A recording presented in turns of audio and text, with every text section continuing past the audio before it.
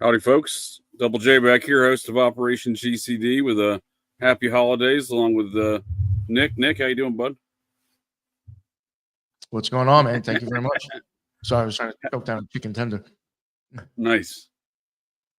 Happy holidays from Operation GCD, bud.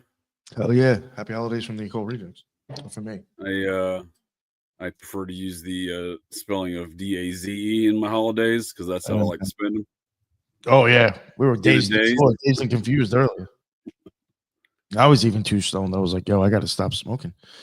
Yeah, I sent Clint a link in case he wanted to join us. Oh, nice. Still, I'm going to be largely affected for at least the remainder of the day on the shit stream interruption we had there. I'm still unclear of why that's even a thing. That was weird. Someone interrupting streams with poop videos. That's it's a new one. Not familiar with it. It's a strange one. Yeah, and I'll be totally honest with you. I really wasn't expecting that. I really didn't think he was getting trolled, to tell you the truth. I didn't know. Yeah, I didn't think so either. I thought he sent the link to somebody. Because the person was in the chat, actually, like, it looked like they were actually, like, conversating normally, too. So Howdy, Dana. Oh, what happened there? Yeah, I was deeply confused with what was going on, and again, it's going to affect me the remainder of my day. It's ruined my holidays. Watching explosive diarrhea on some video that came jumping on the screen. I didn't see it coming. Oh no, you did. Yeah, it's scarring, dude. I'm telling you. You know, it's like the first time you're for like I think Family Guy did a great parody of the two girls, one cup thing. You know what I mean? Like you ever seen that parody they do? Like they show like the dog and the baby, like just completely disgusted and scarred for life. It's kind of like that. Yeah, it's kind of. I kind of feel like that scene from Family Guy. Yeah. Somebody, Clint let somebody on his stream that was poop bombing us. It was aggressive. Very aggressive. Yeah. Tell you the truth, I mean, you probably could have left that up too. Like, I felt bad he took it down, but I don't know if they would have hit him with a strike for that. For the turd bomb? Yeah, I don't know if I would like to think that's probably in terms of service violation of some sort. I just don't know if they would have even have caught that. Yeah, it's hard to tell because did you ever get a strike on that Clyde Lewis show? I saw you put it back up. No, I did. Yeah, it's not up on YouTube. I got a strike. Oh, I thought it was. Let me see. I don't. Maybe I got like literally within an hour of that show. You're breaking up, bud. I got a strike like literally within hours of that show. It went like, but the next morning I had a strike on that show. I might have taken it down maybe because you told me that. I got a strike because of William Ramsey recently. I think you did take it down, but I could have sworn I saw you put it back up. I was wondering if you got another strike or something. No, I did. I got a warning recently for William Ramsey's show. They took it down. Oh, really? Yo, it's every time. Yeah, I must not have got it. I must not have gotten it. You got that Clyde Lewis right here. I was going to say, I must not have taken it down because the only strikes I have gotten in the last, like, probably 2 years, no lie, have all been when I have William Ramsey on. Swear to God, the last, I think. Oh, really? Yeah, I think he pissed off YouTube, I think. Well, no matter what topic you're talking about, somehow he brings up COVID. Somehow he'll find a way to bring that up somehow. What's he call it? The biowarfare blues? Some shit. I don't know. I know he had a whole series about it. Well, I know he got his YouTube channel taken down. I remember. I want to say, but I don't think that was ever COVID stuff. I think that was ever Vegas shooting stuff. Yeah. But yeah, I see you have the Clyde Lewis show. You didn't have it up for a while, but it's up now. I'm just shocked. I might have put it private maybe for a little bit. Got nervous. Okay, yeah, but it's just weird how YouTube operates that you can have that up and I get it hit immediately. I was like, that's weird. Yo, I did a show with White Rabbit once. I can't remember if I was on their show or they were on my show. I got a strike and they didn't. Yeah, see, that's what I'm saying. Yeah, I don't know. I mean, I probably side with Clint though. There's some large. There's a video of like a bunch of poop on my channel. I'm probably gonna remove that. Yeah, that's that's probably a good call. Yeah, you're probably better off. I don't know. The I just wondered if it would have even caught that. I was excited to see somebody who's having a less exciting holiday than I was. You know, this guy's going around people with poop bombs. Yeah, that's true. I mean, he got poop. He's having a very uneventful day. No. Did you see that fire? Did you see that news about? I saw it this morning. I haven't really read much further into it, but I woke up this morning to some news on Twixter talking about some Rothschild, some member of the Rothschild family died in a fire in Laurel Canyon. No. You hear about this? In Laurel Canyon? Yeah, on Lookout Mountain Avenue. Oh wow. 8551 Lookout Mountain Avenue. I looked up the address earlier.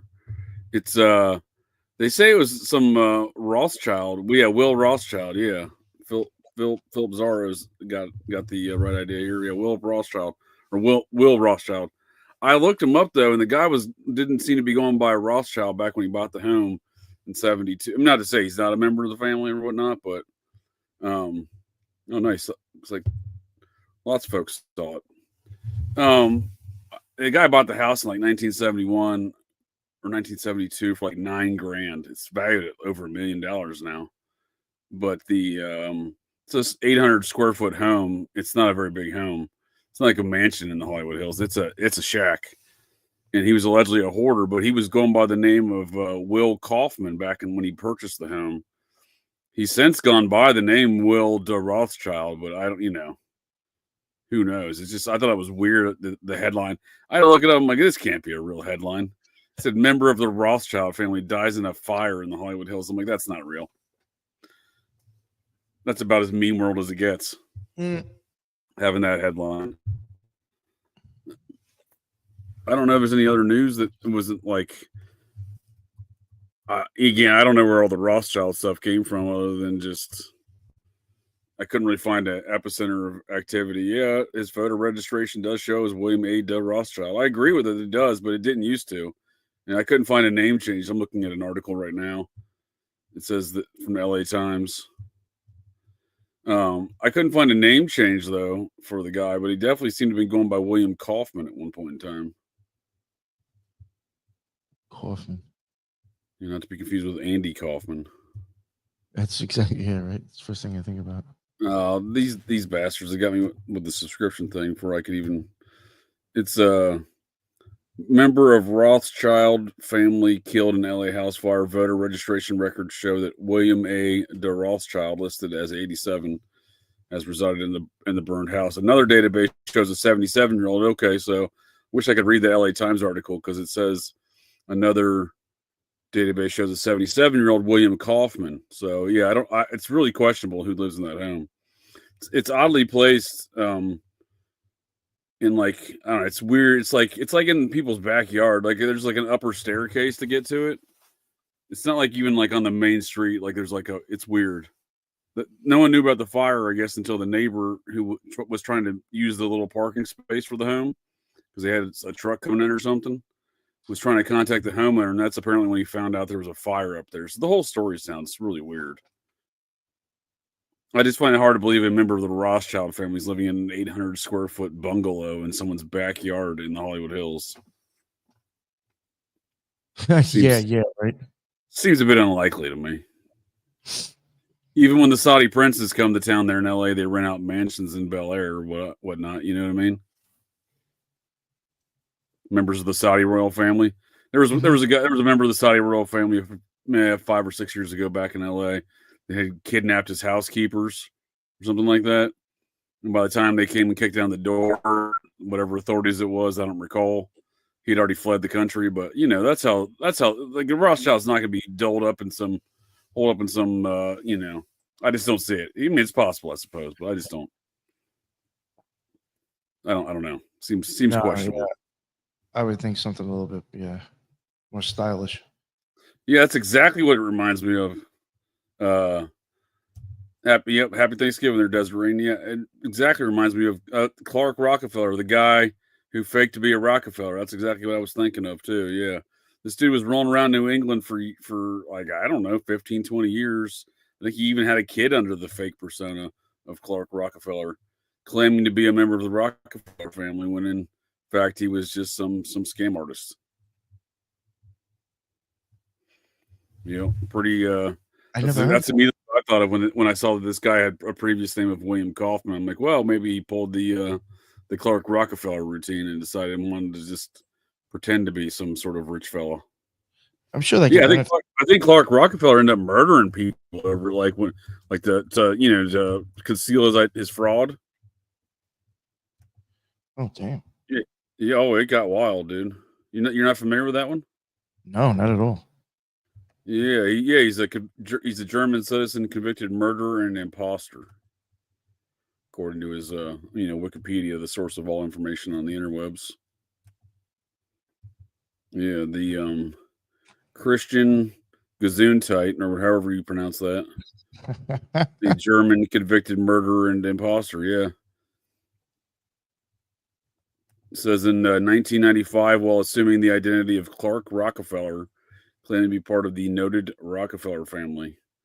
Gesundheit married a successful businesswoman named Sandra Boss. They had a daughter together, and Gesundheit lived well solely on his wife's income. That's what I'm saying. This dude was he definitely was pretty good con artist. You know what I mean? So, I don't know what this dude out in California was doing that died in a fire, but maybe he was conning it up too as a Rothschild person.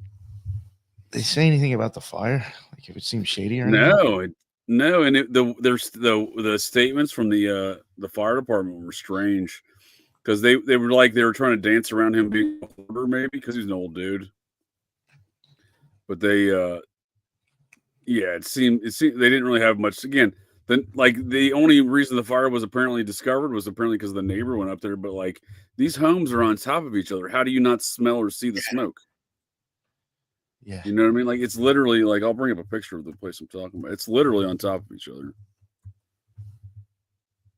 Nope, that's not it.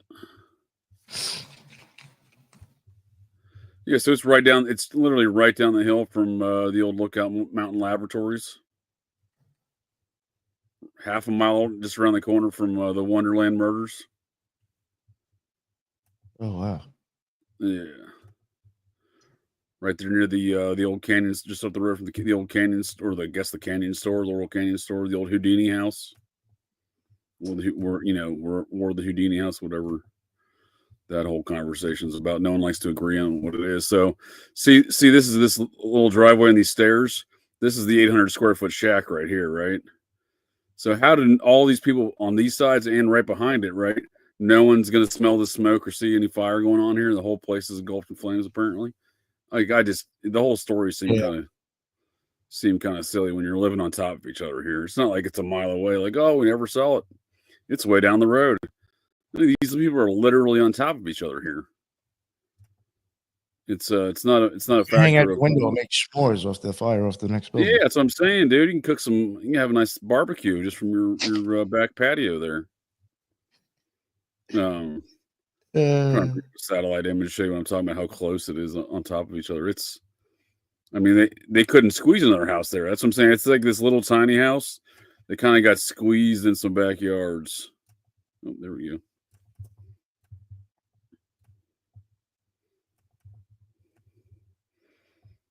Yeah, so it's this little property right here. So you have literally this is someone's patio right here. They could just reach over to have a barbecue. And you have these are the people that allegedly notified the law enforcement or the fire department 911. But then you come right behind the house. I mean, these people are not seeing or smelling this fire that could in fact burn all their shit down. Like, I don't know. It seems a little ridiculous to me.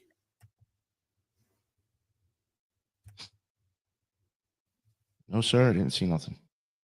Yep. Yeah, and whether or not he's a Rothschild or not, I mean, it doesn't mean. I mean, maybe he pissed people off claiming to be a Rothschild. You never know. I mean, he's an old dude who's apparently a hoarder, but Just seems like a very strange tale. But in a town like LA, man, anything's possible, in my opinion. Yeah, yeah. I haven't heard any. Remember, Go what's ahead. that?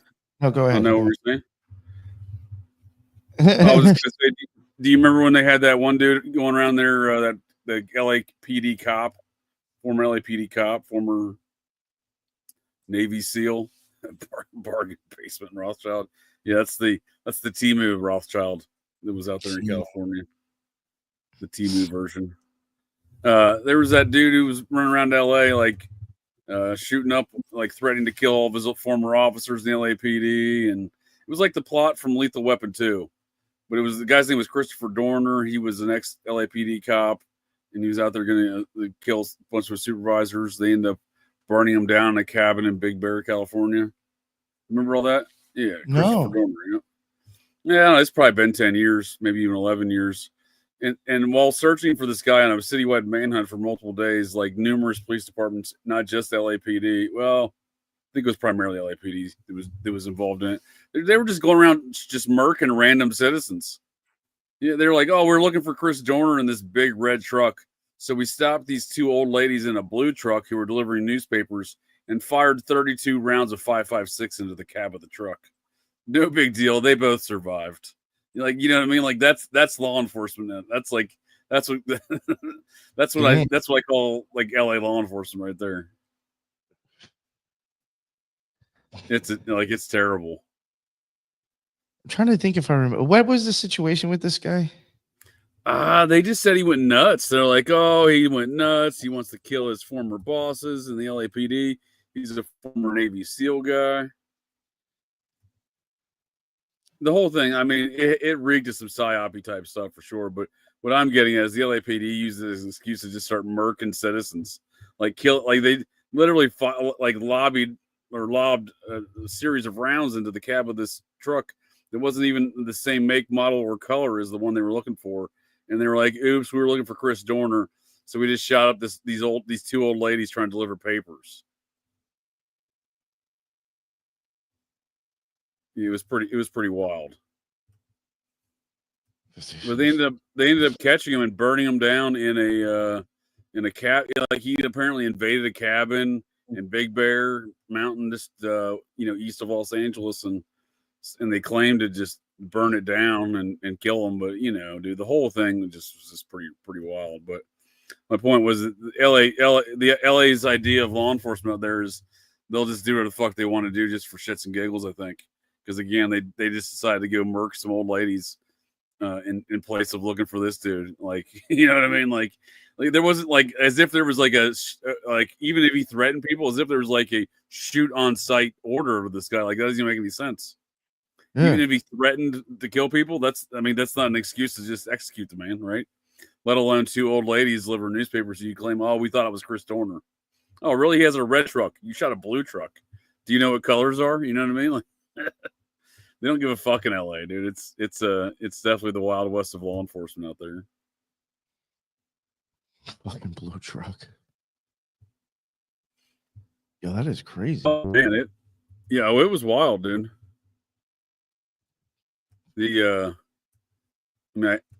As always, it's the easiest thing to find is Wikipedia on the subject. This is Chris Dorner. I want to say they claimed he was a Navy SEAL. He's definitely a Navy guy, but I remember this guy now. Yeah, you remember the picture? Yeah, I was like, I thought that was LL Cool J. He kind of looks like LL Cool J, right? And what's funny was from the psyop stuff, LL Cool J was in that movie SWAT. I think that was an LAPD thing, right? Yeah, I think so. Not that many years before that, even though it wasn't the TV show, I don't think, but the movie. Yeah, injured 3 by perpetrator, 2 by LAPD, and 1 by Torrance PD. I think it was actually Torrance. Now that I think about it, that shot up the old ladies trying to deliver papers under the excuse of like, yeah, this is a multi-day manhunt. Like it started on, it was 2013. Yeah, February 1st. He sent some threats to Anderson Cooper. Okay, come on. That's how it started off. He sent a manifesto and threats to Anderson Cooper. It seems even less believable now. Yeah, final mountain cabin standoff. So for 11 days, he's apparently terrorizing Los Angeles, right? Even though he's not really doing anything, he just sends his manifesto, and then they're just looking for him, right? And then they allegedly track him down to this cabin. So the whole thing seems very engineered and orchestrated. Whether or not there was an actual Christopher Dorner, I question that altogether, quite honestly. Really? Just because they, you know what I mean? Just because they're like, oh, yeah, there was. So, he existed. As far as I'm concerned, he could be a made up character. Here we go. Torrance PD opened fire and struck another vehicle. Like the first shooting, this was the LAPD was the first shooting. Involved a vehicle that resembled the description of Dorner's truck. No, that's the white man. So it was that was the Torrance shooting. So LAPD is the one who shot the old ladies. Yeah, Emma Hernandez, 71, and her daughter Margie Carranza, delivering newspapers for the LA Times. Yeah, they had a light blue Toyota Tacoma. I'm pretty sure Dorner's truck was red, and they're like, "Oh yeah, close enough. Let's shoot these old ladies." You know what I mean? Like, I would never want to have to deal with LAPD. Let's shoot these old ladies. Yeah, dude. Like we got time to burn before lunch. Let's shoot these old ladies. Yeah, LAPD is, compromise is, I think, it's an understatement. They're like they're way beyond compromise in that place. Have you seen the UFOs over the Capitol? Looks like they crowned themselves. Oh, I'm not sure. Is this a recent DC Capitol? You familiar with that one? No, I saw that before when she commented, and I have no idea if that's fairly new or not. Maybe it happened at the disclosure meeting. I was about to say, I know there's all these sorts of these hearings that are going on. Yeah. That I find quite ridiculous. Yeah, it doesn't do anything. Yeah, I don't think it's getting quite the attention they thought. Like maybe if this stuff was done 10 years ago, it would have got a lot more attention than it's getting right now. I mean, it got maybe more attention. I mean, it might have got more attention, but like, I still don't think it's going to do anything. Oh no. Because like I remember these things from a while ago, and you get all excited when they come on, and it's like, okay, but nothing happened. I don't know. Yeah, I don't think many Americans are buying this. I really don't. I think it's lost its luster. Like again, 10, even 15 years ago, like in the 90s, I mean, they could have rolled the shit out in the 90s. Everyone would have eaten it up. You know what I mean? I think 90s was kind of peak UFO culture, as far as like, I mean, that's where it peaked. Like it's been downhill ever since then, as far as finding enough people to believe this nonsense. Project Blue Beam, the whole Project Blue Beam kind of thing. I don't think it would work. I really don't. Just because of the US UFOs are fake for sure. Fake and gay. Yep. I totally agree. I mean, I think it's all some sort of ultra terrestrial demonic stuff, like I think the people that are really into it at the top of this UFO things, like at the Pentagon, that quote unquote UFO cult that invaded the Pentagon, and religious cult or whatever the New York Post was talking about. I think that's the mindset of these people, that this is all some sort of demonic situation. But there are definitely UFOs at the Capitol Hill flying above the Capitol for some reason. No, close this ad, close that ad. Hours ago. Yeah. Make that a little bigger.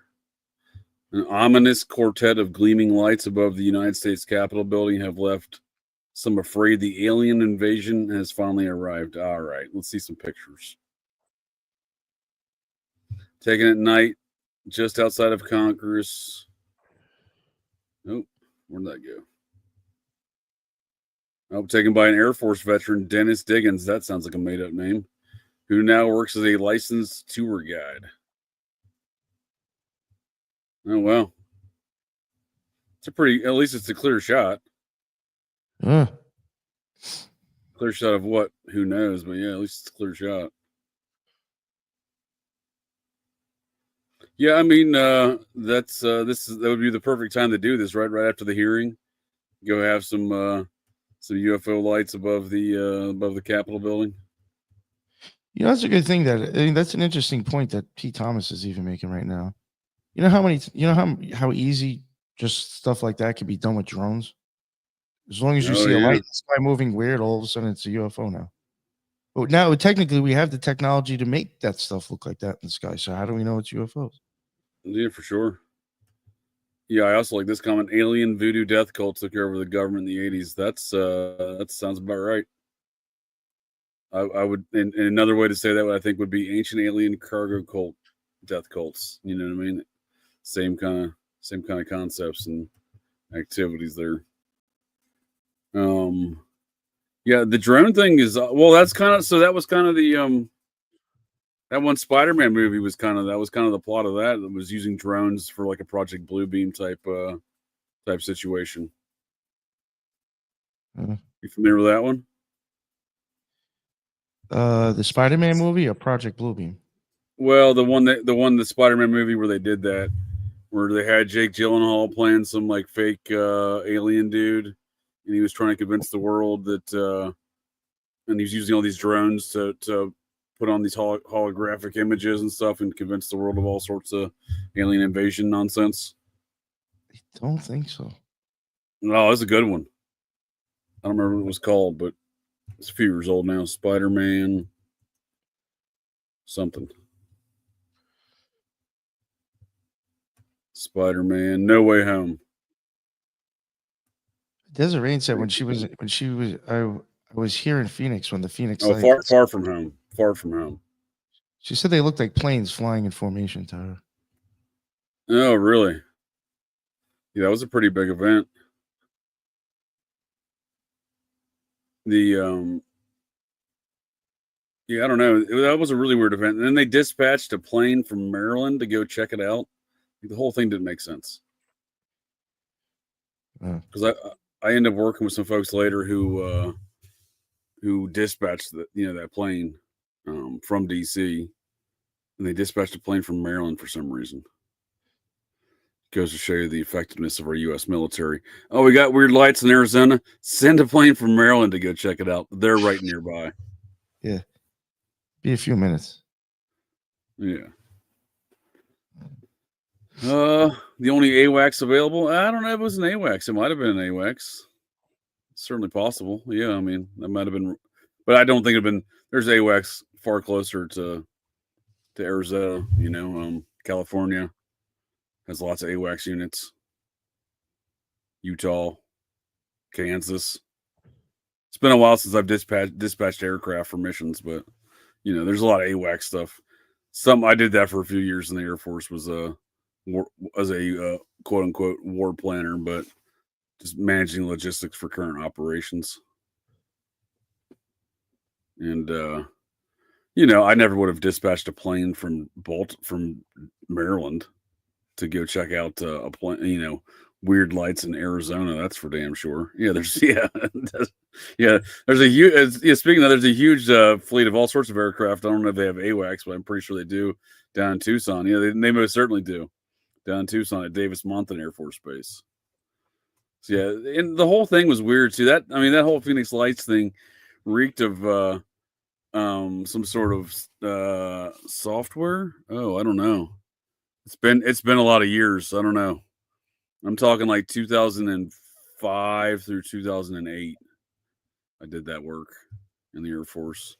I got tired of being a cop, and then I got tired of doing that. I want to be a cop again. So, I wasn't a bad job to have logistic stuff, but yeah, the whole thing seemed very sad because the governor of Arizona held a press conference where he had his staff member dress up as some gigantic, goofy looking alien creature.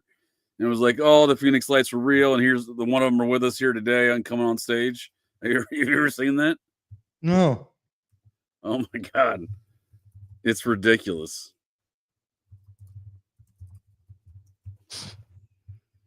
Yeah, Fife Symington. No, let me see if I can find a video here. Yeah, I mean, I don't know. The whole thing just seemed again like really ridiculous. Sure sounds like it. Let me see if I can play this. Guys, that is why I will personally ask that the perpetrator be prosecuted to the fullest for the havoc wrought on our entire community. And now I'll ask Officer Stein and his colleagues to escort the accused into the room so that we may all look upon the guilty party. Don't get him too close to me, please. I mean, how ridiculous. Now, this just goes to show that you guys I have seen this. Serious. That was literally the Arizona government making a joke about the whole situation, like roasting their own, because they obviously got a lot of calls. A lot of folks were freaked out from that, seeing, because it kind of hovered above the city for a while. Yeah, Fife Symington, he seemed like a real shady character. His dad's kind of a deep stater guy. He kind of got born into power type of deal, kind of a rich kid. I think he did apologize, and he also, I think, claims that he came out a few years ago, was like, "Oh, I believe in aliens now." Yep, the Symington was part of a political dynasty. Yeah, again, he was born into that kind of stuff. Spoiled rich kid. Still a douche. Yeah, I don't know. I just the idea that there's anything that's going to come from any political movement of disclosure or anything like that is just silly to me. I mean, the whole idea of aliens is silly to me. It's a concept that I think is born from yeah, that's a good point there, Desert Rain. It's a concept born out of science fiction writers club that it happened to include folks like L. Ron Hubbard and a large volume of kid diddlers. You know what I mean? So, like, for example, no one, like, the idea of rockets and space travel really did not exist prior to Isaac Asimov. And I don't know if Isaac Asimov diddled any kids, but his son had the largest child porn collection in U.S. history, so that's something to be proud of for him, I guess. Is that the guy from Chaos Magic? Isaac Asimov? Yeah. He's the guy that was on TV providing the color commentary for the Apollo moon missions. No, motherfucker. I believe it was him and Arthur C. Clarke. Might be getting two of the members within that group conflated with one another, but I didn't realize that was Symington's uncle in Air America, huh? They're doing the CIA drug running too, huh? Typical.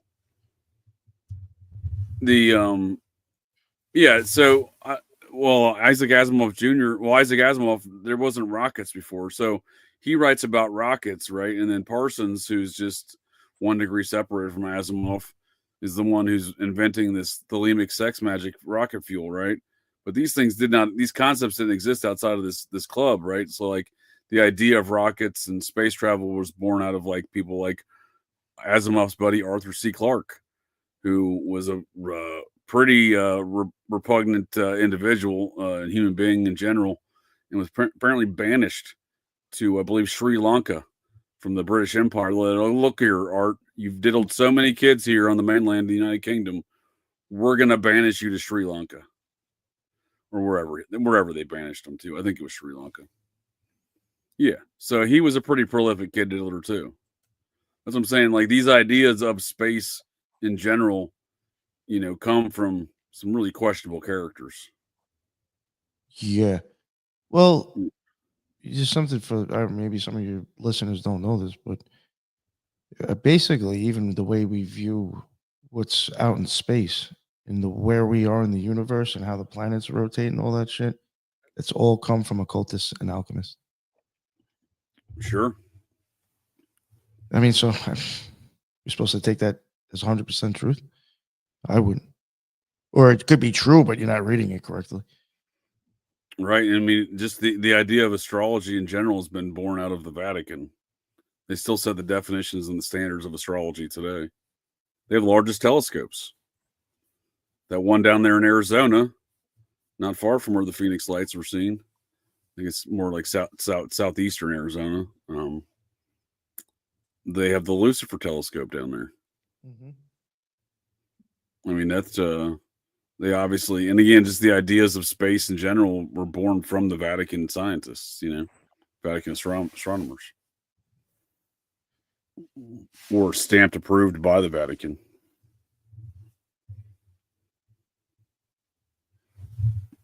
Yeah, so the idea that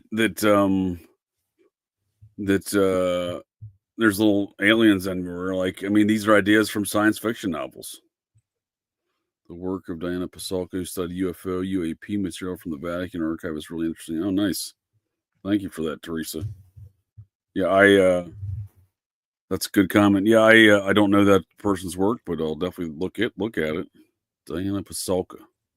Yeah, I mean, I don't see how the Vatican's not involved in defining science to this day. I mean, that was part of what the founding fathers of America were focused on. At least Thomas Jefferson was adamant about breaking free from the scientific strangleholds of the crown, the Vatican, and England. He set up his own like we all operate off of the prime meridian, the Greenwich Mean Time, the prime meridian time, Zulu time. It's all the same different words for the same thing. That's literally off of a line, the meridian line over in Europe, in England. And Thomas Jefferson set up our own prime meridian here in America. We were going to operate our own time off of our own meridian line. Just like he decided we're not going to use the metric system. We're going to use our own system of measurement. But so to that degree, I think the science is still controlled by the crown. Oh, nice. What do you think the deal is? The difference of the systems, the metric. I mean, I don't know. Like, what's the point? I did think it was just that, breaking free completely from control. That's all it was. That was what Jefferson's intent was. Well, Mount Graham.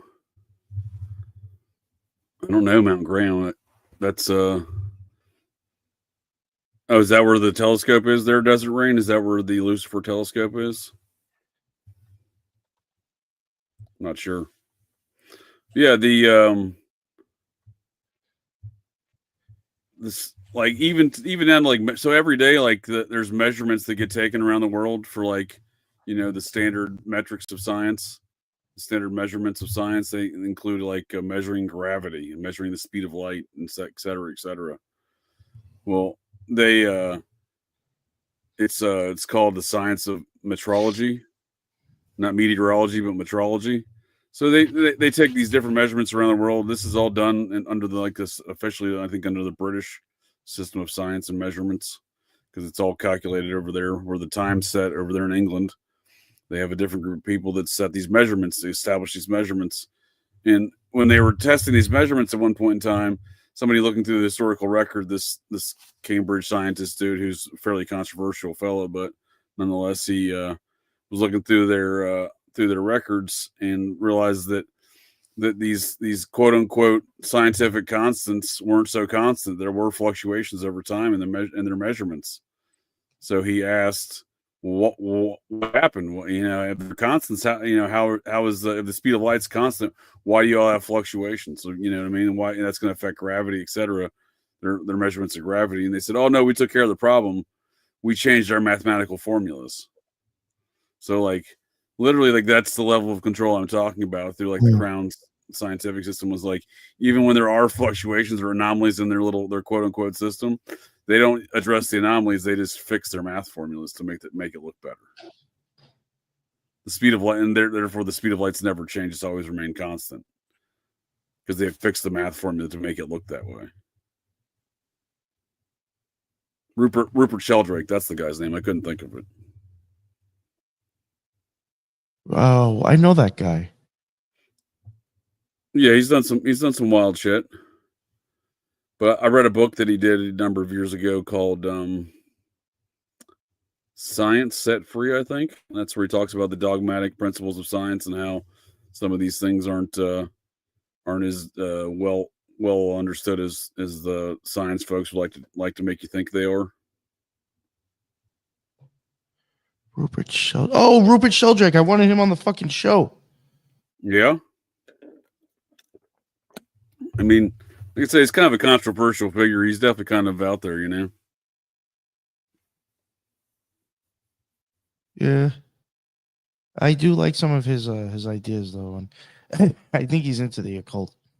That's why I wanted him on. That wouldn't surprise me. He was real close with those botany fellas that were big into the Esalen Institute. You know what I'm talking about? No, Esalen. The shroom. The guy who's real big into shrooms. The botanist fellow. Don't know the name. No. Yeah, I can't remember the guy's name either right now. But the he was real tight with Sheldrake. So, you know, kind of a spooky guy, right? The Esalen mushroom botanist guy. Terrence McKenna. Yes. Yeah, he was real tight with Terrence. He was real tight with the McKenna brothers. Terrence and Dennis McKenna.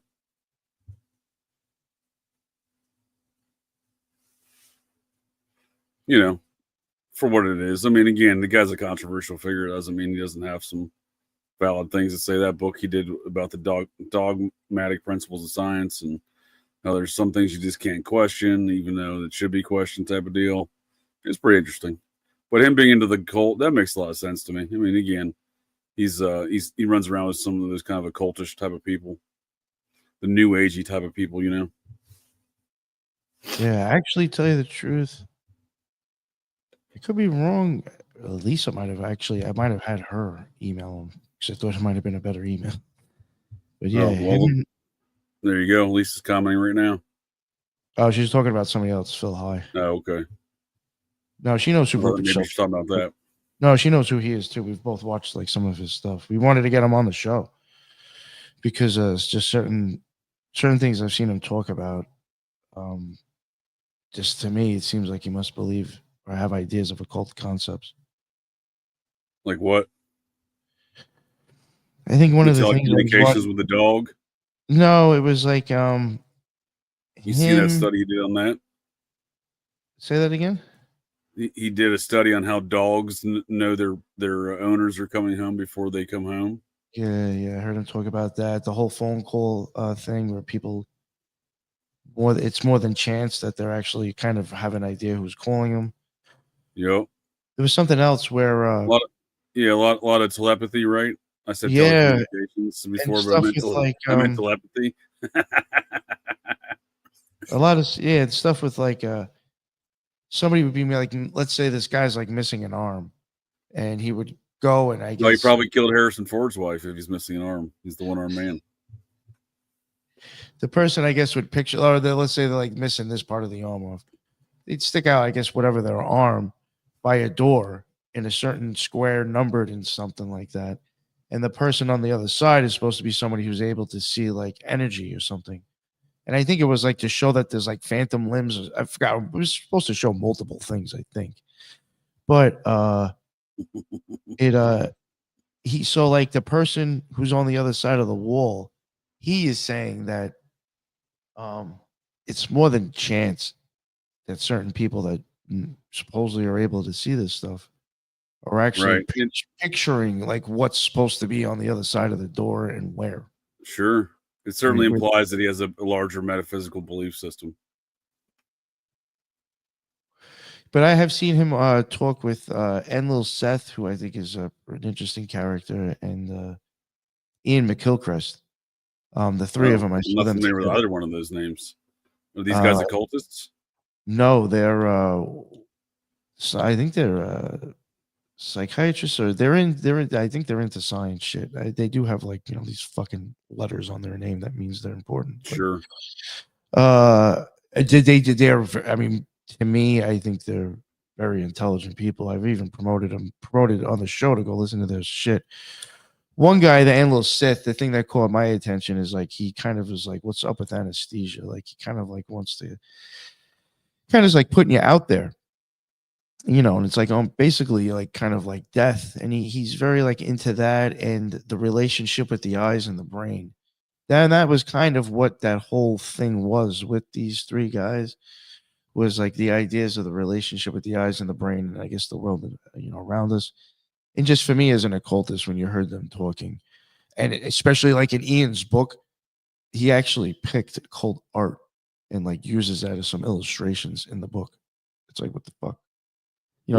They obviously, with the things that they were talking about and the way that they were kind of theorizing, just to me, it was like, I would have to think you've had a magical experience to be thinking like this. Sure. Certainly seems that way. That's what I thought. Seems to imply some deeper meanings, at least. Yeah, I'm kind of over aliens and UFOs and anything in general these days. Anytime I see that stuff, it literally irritates me. I'm just like, here we go again.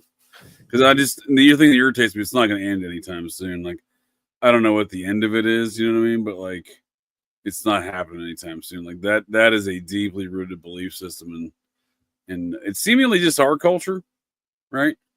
Like, I really question if it's outside of America or like just North America in general, maybe Mexico and Canada by virtue of proximity to America. But like, you don't hear about a lot of UFO crashes in other countries. You know what I mean? Yeah. Sightings. You'll get a fuck ton of sightings in other countries, but not crashes. Right. There's no crafts. There's no, as they're saying in Congress now, biologics. Do you guys have the biologics? You know, they got to come up, craft a new buzzword for it. You know, it's see, in Germany, nothing. Yeah, that's what I'm saying. Like, the idea, like these ideas really focus or here in America, very heavily concentrated in at least the North American continent. Really makes you wonder. Yeah, I heard about like these hearings again, and I was just like, come on. I don't get it. Nothing ever happens from these things. No, not only that, just like what I was saying before, ever since like Greer, when he started them, it didn't accomplish much. Well, he's been part of the show, I think. He was funded by one of the Rockefellers. I think so. I hate to say it. 1966 Minot, North Dakota Minuteman missiles were taken over by aliens. Pardon me. Was that Minot or was that Malmstrom? I definitely am familiar with the tale, P. Thomas, but I think that might have been Malmstrom Air Force Base in Montana. Could have been Minot. They have the same mission with the missiles. All right, Minot. Right on. Yeah, I mean, there's events certainly I think can happen. I mean, we had events when I was at Malmstrom where they lost connectivity of the missiles for like a minute or something one day, and everyone freaked out. And some aircraft flew over, kind of like those balloons have been flying over these nuclear sites. Something probably close to that, I imagine, could easily trigger these radar systems or electronic systems when you're flying over one of those balloon type things. So, yeah, I don't necessarily think it's aliens, but when when there's subterfuge at hand between various countries' military services, that's just standard practice, standard business. The alien gray like Crowley Islam is just an archetype for, I think, an archetype for the gray matter, the hippocampus of the human brain, huh? I do think, believe it or not, in my opinion, I do think Crowley points to the brain and the eyes. Is that why the creature was gray? I have questioned Lamb about part of the brain. That's why the creature was gray? Possibly. Yeah. All right. The occultists and Secret Services see American as an experiment. That's the reason, in my opinion, that they're doing so. That's probably true. That's a good comment. America does seem like it has been a hotbed of experiments and remains to be, because, I mean, like, you have all these other countries that have interest here in America where we don't, like the Chinese, for example, they have their own structures and governmental systems kind of in place here in America. Their own police stations and like secret, intelligence services tracking Chinese citizens in America. So, like, to a certain extent, it is kind of a hotbed of a lot of different activities in that regard.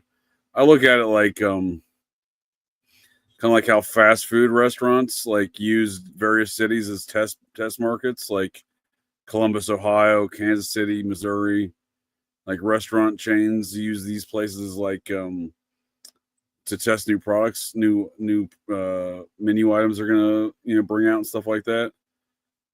So on a world stage they have to test certain procedures and measures to control places. So like America's kind of like the test market, I think, for a lot of that shit. Oh, I think so. California specifically within America has long been the test market, it seems like, for a lot of activities, politically speaking and social control wise. I think that's why all the serial killers were concentrated out there for that purpose. It was in a sense, it was a breeding ground for a test tube breeding ground, kind of for experiments of social control and political control.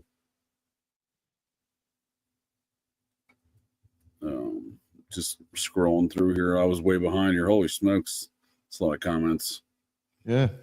Oh, that guy wrote a book, huh? It Never Happened, huh? Volume 1. All right. Captain David D. Schniddle.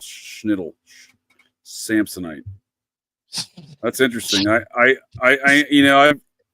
all the there's all those lore in the Air Force. What's that? Is that like a Chevy Chase line? Oh, it's from Dumb and Dumber when they're reading, trying to remember the homegirl's name. They're like, "Oh, Swami Simpson, Swan." He almost gets there, and old boy goes, "Oh, it's on the briefcase." He goes, "Oh, yeah, Samsonite." It's way off. Wow, it's a great movie. I love the Farrelly Brothers movies. Probably like pre 2005, maybe. Anything after that was garbage. Not good cinema. The Farrelly Brothers being like, Kingpin, Dumb and Dumber, some classics. A lot of Jim Carrey films there in the 90s. Me, Myself, and Irene. Yeah, he did pump out a lot in the 90s. What is it? He pumped out a lot of movies, Jim Carrey, in the 90s. Oh, yeah. Yeah, the Dr. Jack Cruz talks. Who's this Dr. Jack Cruz guy? Dr. Jack Cruz talks about the eye as a clock, the metronome of the body. Yeah, that's not familiar to you, Nick? I have seen. Yeah, fucking guy's name constantly. Jack Cruz, you know who this guy is? Yeah. I see. Teresa was mentioning him, but yes, I have seen things. What does that mean? What does that mean? The eye as a clock. Oh, that's what I'm trying to get to. I have seen things of in older grimoires and manuscripts. I have seen things that I could see depicting that. So yeah, in my opinion, that he probably would have had to have been looking at that stuff to get that idea, unless somebody else gave it to him. I don't know. This Jack Cruz fellow. I think I was clowning on him the other day. I saw something on Twitch where I was in a clown on him with some other folks in a message thread, DM thread.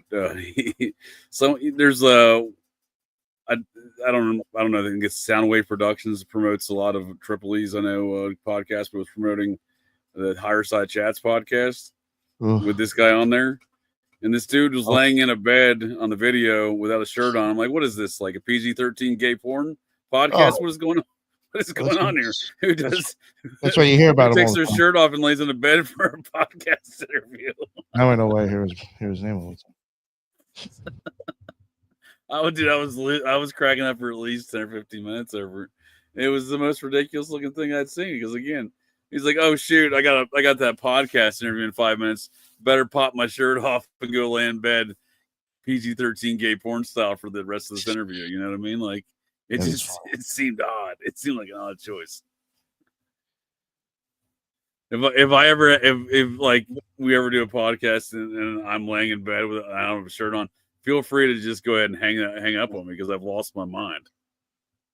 You know what I mean? Like this dude's like, "Oh, it's cool. I'm just gonna pop my shirt off, blast my nips, Well, lay in bed between for a while. the people you're telling me he's associated with, I would already question what the fuck comes out of his mouth. To be totally honest with you.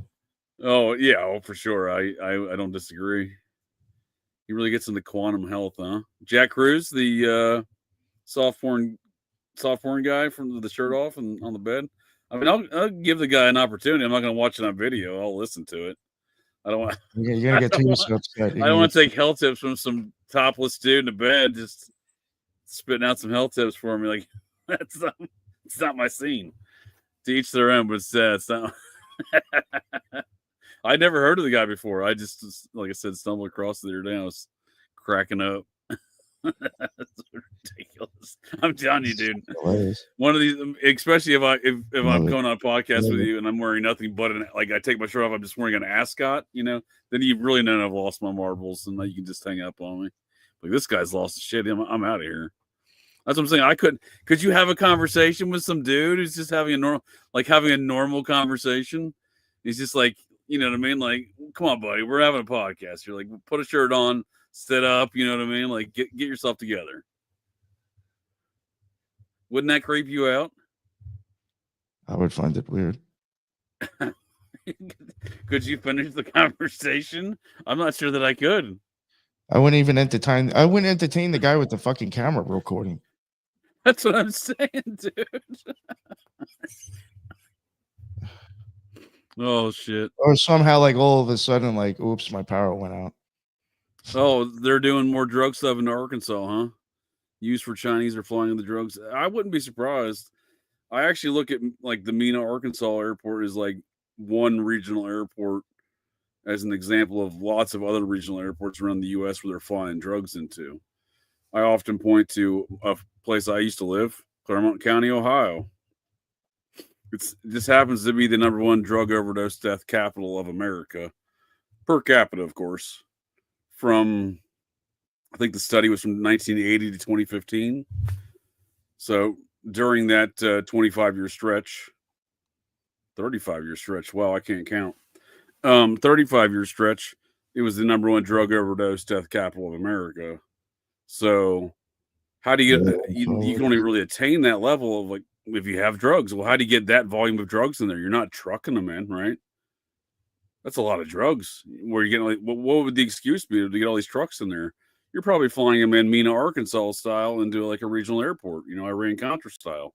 It just so happens to coincide. These years happen to coincide with, half the years happen to coincide or so with Iran-Contra, right into the 90s. So I'm just saying, I think a lot of regional airports have probably functioned in that Mena, Arkansas style thing. But I wouldn't be surprised if this. I'm not familiar with this, but I wouldn't be. I mean, it makes sense to me. I'm gonna look into it some more. But look at it, the Rockefeller Airport, huh? These damn Rockefellers. I always forget they took over Arkansas too, because they took over West Virginia there for a while.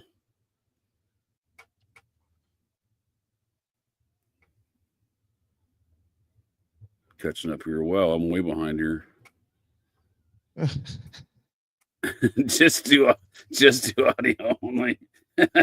Yeah, I totally agree. That's what I'm saying. Like, what a weird environment. If someone came on my podcast, it's like, it's cool if I just have my shirt off, lay in this bed talking to you. I'm like, no, that's not cool. That's the opposite of cool. Was questionable. Yeah, I've heard that. Oh shit! Here it goes. You call rejects just fucking threw shit at somebody again. Oh yeah, you've gone through that before, haven't you? Oh, I've never said him, but I do agree with him. Right. No, I'm saying with other parties, you've kind of gone through those rounds and rounds with other parties. Yeah. Bill Clinton is a Rockefeller. Well, that's interesting. I've never heard that one before. Yeah, I can't argue with Lisa on that one. That was a very strange. The whole Tracy Twyman saga, which obviously included the higher side chat. Yeah, I mean that's one of the whole. That's one situation of a few that just seems sketchy. Sure. The bastard Rockefeller. Well, let's not be name calling him, Mayor Pete Thomas. I'm obviously kidding.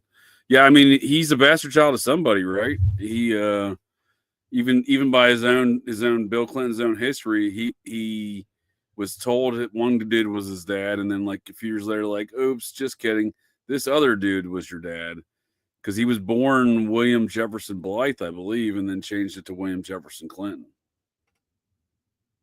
So he's already had numerous names. If he's a Rockefeller, I don't know.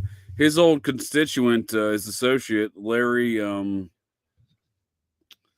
damn it, I don't know Larry's last name. I couldn't think of it before either. There's this dude, he was one of Clinton's bagmen, if you will.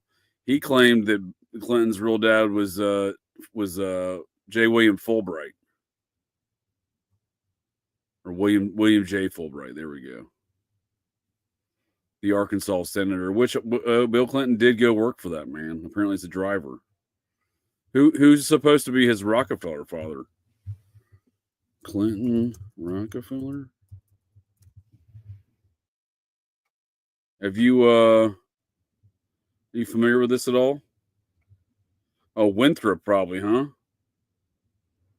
Probably Winthrop Rockefeller, the governor, former governor. You ever heard of this before, Nick? No. Clinton being a Rockefeller? No, me neither. Norman Dodd had interesting things to say about the Rockefellers in the public school system. I don't know who Norman Dodd is. Larry Nichols. Thank you, Desert Rain. Goodness gracious. That sounds I could not think of that dude's last name. Yeah, Larry Nichols was Bill Clinton, one of Bill Clinton's bagmen, and then suddenly Bill Clinton's biggest enemy, or one of his biggest enemies. Although I think he was probably legit, as opposed to people like the Pizzagate fella's boyfriend, James Alefantis' boyfriend, David Brock. He was the Clintons' number one opponent when Bill was in office. You know, he was like posing as a conservative, political journalist. And then all of a sudden, when the Clintons are out of office, he's like, "Oh shit, I love these people." He became their number one supporter. Kind of strange. Matt Drudge is kind of the same character, in my opinion. Matt Drudge kind of replaced David Brock in that role. In fact, Matt Drudge came to the public kind of what put him on the scene was the Monica Lewinsky scandal. He allegedly, so that whole Monica Lewinsky, in my opinion, was all a distraction from a White House staffer who had been with the Clintons since since the first month of their first campaign. Right, is for the first campaign of presidency there. She got a job. She got offered a job once he was elected. She became a low-level staffer there. But I suspect there was some sexual shenanigans going on with the staffer as well. Like it was later implied that it was Monica Lewinsky. So it was the 4th of July weekend. What was that? Maybe 1997. When was the Monica Lewinsky scandal? Does that sound right? I have no idea, to tell you the truth. Yeah, 97. I think that's when it came. So yeah, the news broke in 98. Yeah, so it was July 4th of January of 98 is when it became like totally public. But it was like July 4th of 97. It got alleged that this White House staffer was going to come out with all these sordid sexual affairs that were going on in the White House with the president, that Matt Drudge was scooping Michael Isikoff. It's the same characters involved in the same nonsense today. Michael Isikoff was the guy who wrote all the articles and stuff, trying to quote unquote debunking the Seth Rich WikiLeaks stuff and trying to pin it all on Russiagate with Trump. He was all involved in that. Lonnie Davis was the White House counsel. He represented Trump's attorney, that Michael, the dude in the Stormy Daniels affair, Michael Cohen. When he got busted for charges, Lonnie Davis was his defense attorney. Lonnie Davis is one of Bill Clinton's sidekicks. He was the chief White House counsel at the time of the Lewinsky affair. So there was this whole shenanigans because no one heard Monica Lewinsky's name for months, right? However, after that was leaked, that was coming out, days later, this other White House staffer gets murdered. in a Starbucks in Georgetown, right? Damn So Starbucks. it gets leaked out. Matt Drudge is like, oh, this White House staffer, or Michael Isikoff says, oh, this White House staffer. Matt Drudge is like, oh, I'm going to scoop this. You know, right? So they're providing all this distraction with all these kind of they're printing these things, they're hinting these things in the media, right? Meanwhile, the cleanup crew is involved in getting the actual staffer eliminated and murdered, and then they roll out Monica Lewinsky as the fake staffer, right? I'm not saying that she didn't have sexual affairs with Bill Clinton. What I'm saying was she wasn't the one that was coming out to the media about it, right? It was Mary Mahoney, this girl that was like Monica Lewinsky had barely been there as a staffer. She was basically put in there, you know, almost for this purpose, it seems, right? But Mary Mahoney had been with the Clintons from day one, right? And she became a staffer when he got elected there, right? So she'd already been there for years, right? This is like 5 years later, right? 1992 to 1997, I believe it was 91, so 6 years, right? So she's like 20, she's a 20-something. She was in college at the time. And she quits the White House in 97, I think in May or April. And then July, like right after this stuff's coming out, right after Drudge is getting involved, and July 6th, so that was July 4th. So 2 days later, Drudge is supposed to be coming out with it on July 4th or something like that, or Isikoff, one of the two. I forget exactly how it went down. And then it got delayed. Well, during that delay, she was murdered. She had quit the White House a couple weeks or a month or two earlier, and she's working at the Starbucks in Georgetown. It's now I don't think it's still a Starbucks. Maybe it is. No, I was by it not that long ago. I believe it's now something else. Anyhow, right there on M Street, the main drag is Georgetown, DC, swanky area of Georgetown. Someone breaks into the Starbucks, murders all three employees, execution style in the back office. Doesn't steal any money, and no sign of a break-in. When I say they break in, they got in there, but like. So it was after hours they closed. Somehow the person got in there, murked all three of the employees with some executioner style on the back of the head in the office. Never been solved. They tried to pin it on this crackhead at one point in time, but it was pretty. I think he actually got convicted of it. Pretty obvious the crackhead didn't do it. But it was as a result of all that incident that brought the world the conservative outlet of the Drudge Report. But yeah, the actual White House intern, I think, died again. Got murked in a Georgetown Starbucks on July 6, 1997, and the Starbucks murders. Boom, right there.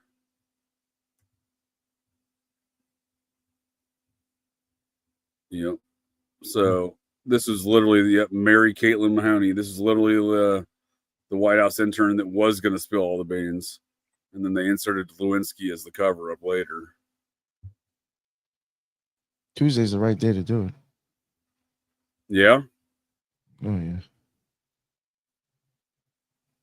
I don't think it was a Tuesday. It was the. I'm sorry. I'm reading something else. I think it was Saturday night, maybe Sunday night. Yeah, Sunday night. Saturday. Well, that'd be death too. So. Another interesting fun fact is just weeks prior to her murder. So I think maybe she left in April. I think in the spring of '97, but left the White House. But I think in maybe June of '97, Chelsea Clinton came to the Starbucks. Interestingly enough, she was like 15 or 16. And maybe new connections, maybe not. But there is a record of Chelsea Clinton stopping by the Starbucks. But in between the time Mary Mahoney quit the White House and was murdered on July 6th. A lot of weird Starbucks stuff in DC. I used to hang out at the Starbucks in DuPont Circle there next to the. I think I told you when we were over there by the Society of Cincinnati headquarters. Yes. I used to hang out that Starbucks right there by the DuPont Circle. I was in my undergrad college program. Like, you know, I go there night time doing homework, drinking coffee, paying homage to the shrine of the Babylonian fish goddess before I knew what was really going on there. Yeah. With the star, I mean, you know, as we were talking about with Clint earlier on his show, the shrine of the Babylonian fish goddess being folks in Babylon used to go pay homage to the shrine, you know, and now today people are dropping $12.50 on a shitty cup of coffee, paying homage to the fish goddess at Starbucks. Same. But there was the Starbucks that still sits there on DuPont Circle, northwest area DC. That there was numerous brunette women, 3 I believe it was, brunette women within like an 18-month period or 2-year period. All were last seen in that Starbucks, including the congressional staffer Chandra Levy.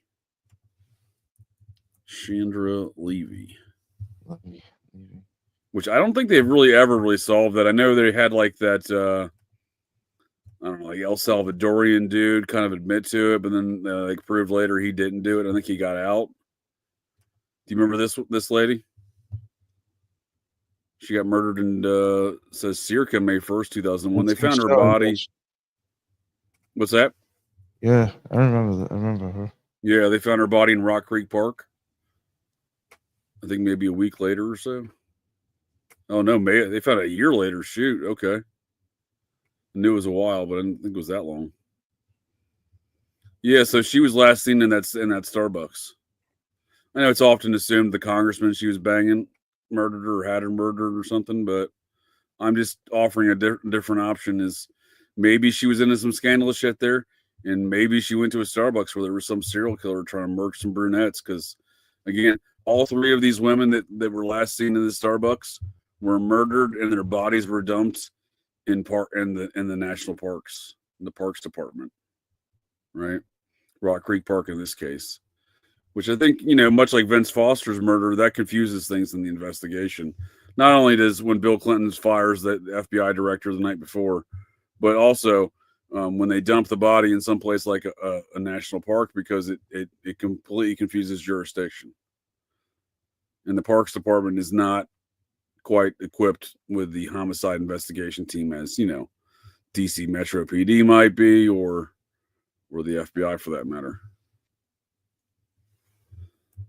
The whole mid-90s was kind of wild. Yeah, that's a kind of an understatement. If you look at all the shit that went down in the mid-90s, it was extremely wild. It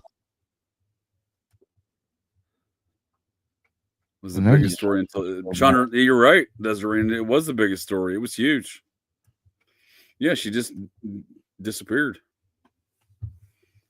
Yeah, I mean, you think about how many terrorist attacks really went on in the 90s. There was a lot of murder, a lot of terror. People pretend like the 90s was a happy place. I don't know about that. I don't know about that at all. If you really think about it. Great music, though, in the mid-90s. Yeah, I can't argue with that. What's that? What were we saying? I said, yeah, there was some decent music, I guess, in the 90s. Yeah, there's some good, decent music, yeah. In the video, she claims that Nelson Rockefeller was Bill Clinton's grandfather. Really? All right. What video was that? I'm trying to catch up on some of these comments. I was ranting and raving here. Which video we talking? I missed it. Okay. Yeah, I mean, Chandra Levy, I recently heard another theory on her death. Oh, here we go. In October of 2000, she began her internship at the Bureau's headquarters, the Federal Bureau of Prisons, where she was assigned to the Public Affairs Division.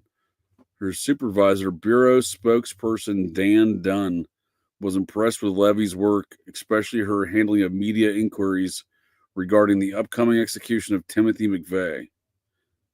Levy's internship was abruptly terminated in April of 2001. Interesting. So yeah, I think the recent thing I heard was someone was professing some sort of connection between Chandra Levy's murder and the Oklahoma City bombing through that internship with the Bureau of Prisons. Certainly curious. I'm not sure if there's anything to it, but again, it's certainly possible, I think. Man, that's fucking wild. Yeah, I even remember like in the late 90s, like or maybe early 2000s, before 9/11. I remember I was taking some course it was in the Air Force, some on terrorism. I remember thinking like, oh shit, why do all these weird terrorist events happen in like or like why do all these weird not just terrorists but other major events happen in and around like the third week of April? And there was quite a few of them, to include the Oklahoma City bombing. Wasn't that in April? Things that I've noticed near mid to late April. I've always wondered about. It wasn't like something like astrological to do with that. Oh, okay. Like what? What are we talking? Just like mass killings. I think like airplane crashes, possibly. Just like known mass killings or stuff like that. Stuff like including death, sometimes explosion. Sure. Yeah, April 19th, 1995 was the Oklahoma City. That was a pretty mass killing event, right? Yeah. You had there's another. Was Waco in April? It might have been. Yeah, I think it was. I think it was around that same time, right? Yeah, April 19th. It ended on April 19th, 1993. Yeah. The LA riots, April 22nd, 1992. According to the Sublime song. Speaking of decent music from the 90s, I was a big Sublime fan. Really? It's okay. Some of it still stands up. Yeah, wasn't that the LA riots they were singing about? April 22nd, 1992. There was a riot on the streets. Right? April 29th, 1992.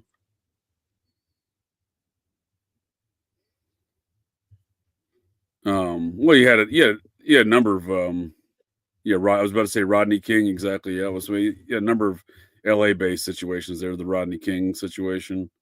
That was obviously blown out of proportion. You know what I mean? As far as national, that kind of can't be expected with some of the more recent kind of national psyops, George Floyd or whatnot. But like that was almost a George Floyd level kind of national outrage psyop type of deal. It got blown. The media that was right when like the media was really being able to perpetrate a lot of things. Cable news had just come online. The O.J. Simpson trial is the first trial to be televised. You know what I mean? Like there was a lot of stuff kind of popping off LA at that time. Yeah, I definitely like Sublime. It was some good 90s jams. The party with the Korean rooftop guys. I would like to party with the Korean rooftop guys. I think I'd get along well with those fellas. That's definitely an iconic image. Those Korean rooftop dudes with the sniping fools during the riots.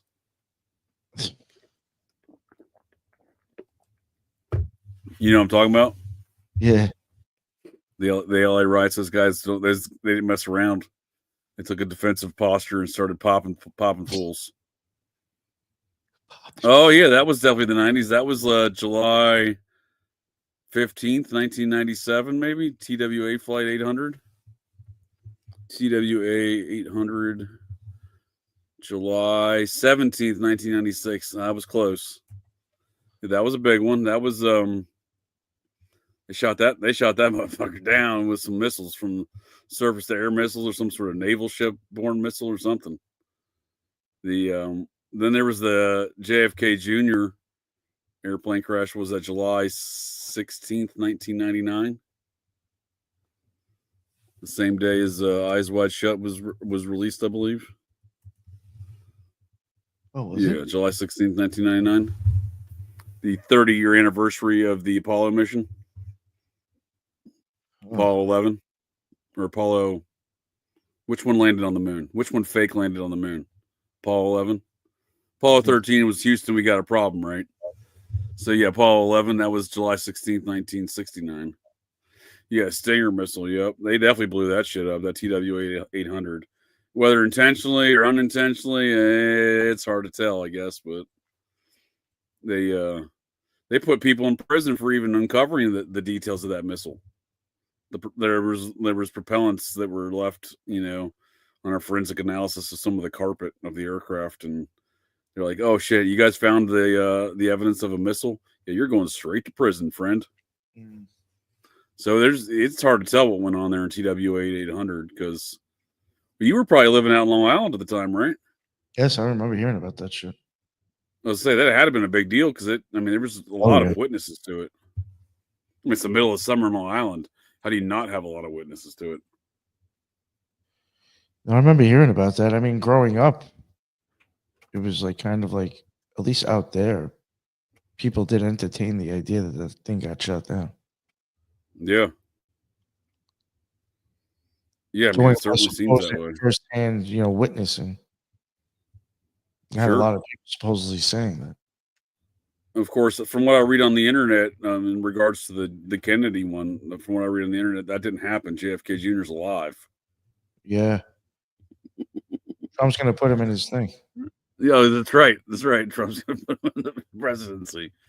No, that was clearly another Clinton side, though, right? JFK Jr. certainly seems to be. Yep. Hillary took his spot. Yep. Simultaneously commenting on that. Yeah. Yeah, he was going to be the senator from New York. The Hillary moved up there to Westchester County to take over from him.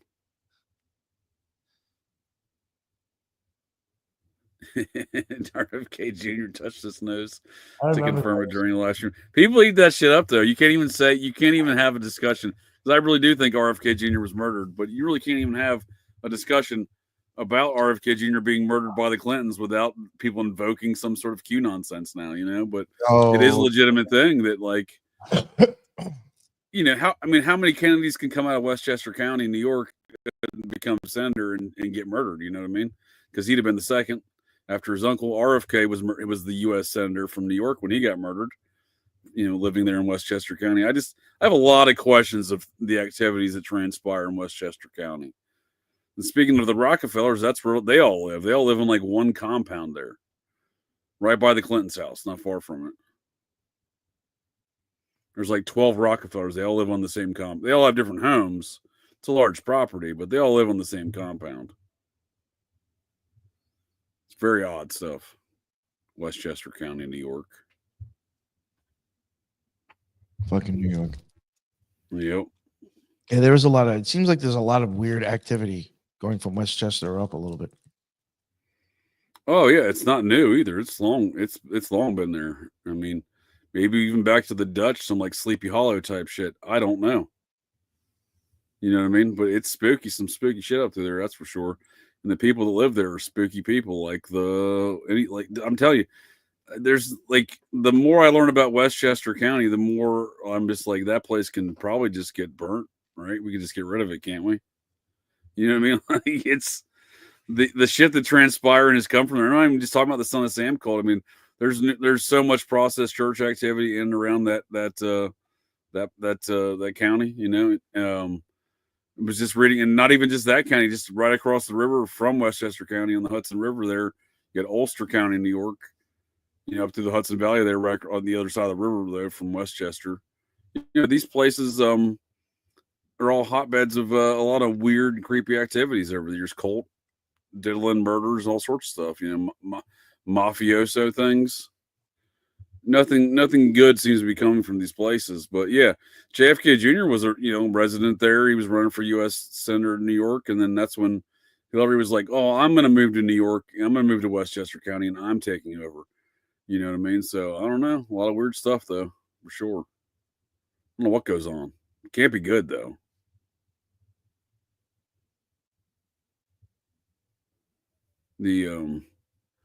I've been through there a couple times. I haven't spent a lot of time through there. I originate from just the other side of Westchester County in Fairfield County, Connecticut. So I've definitely been through there. I just haven't spent a lot of time through there. Although Fairfield County, Connecticut, just as creepy.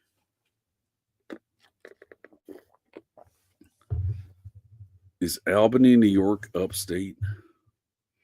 Well, I think anything north of the Bronx is technically upstate, right, Nick? Yeah. Pretty much. I mean, Albany is definitely upstate. That's a good 4 hours from the city. Isn't that where Larry, what's his face, and Epstein lives? In Albany? It's where the Nexium headquarters of Nexium was in Albany. Do you know who Teresa's referring to?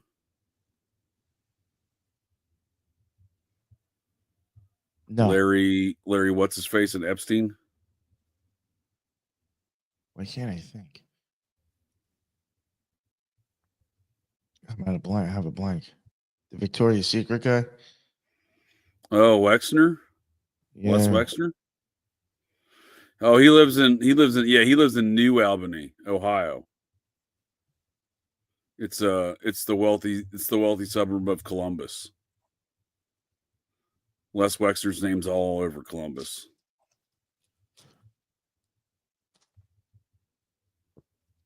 The including like all over Ohio State campus. I mean, that dude's definitely. Here's a fun fact about Les Wexner. He attends the synagogue that's named after the Columbine shooter's grandfather. Make that make sense. Put that in some sort of context that makes sense to me. It doesn't make any sense.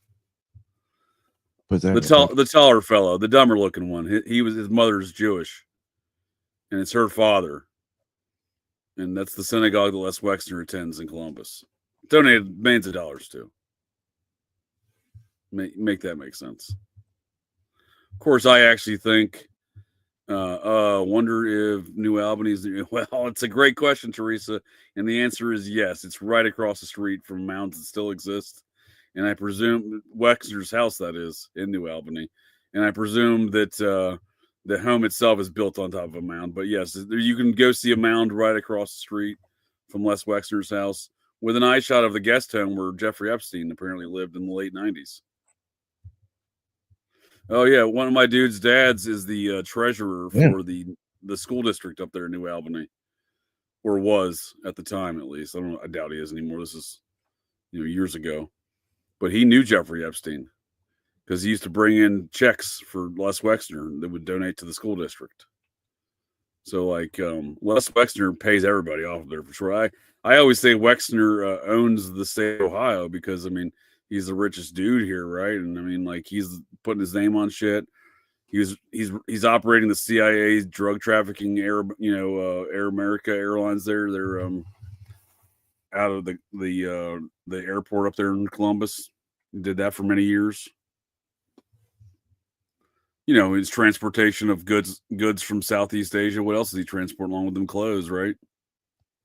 Is it more drugs on the same airlines that used to smuggle drugs? Probably. I wouldn't, I presume as much. You know what I mean? Like if the CIA is running drugs on an airline and they just happen to sell the airline to Les Wexner, but he's still running trade routes from the same area of the world in Southeast Asia, right? Well, he's probably still running the same drugs. His whole franchise seems to be in question right now. Didn't they just charge his old CEO of Abercrombie and Fitch with some sex trafficking stuff? Did they? I think so. Some like 80-year-old queer fella. He looked pretty frightened to be getting arrested. Not to say that just due to the queerness. I'm just saying the queerness is probably there's a lot of boys involved.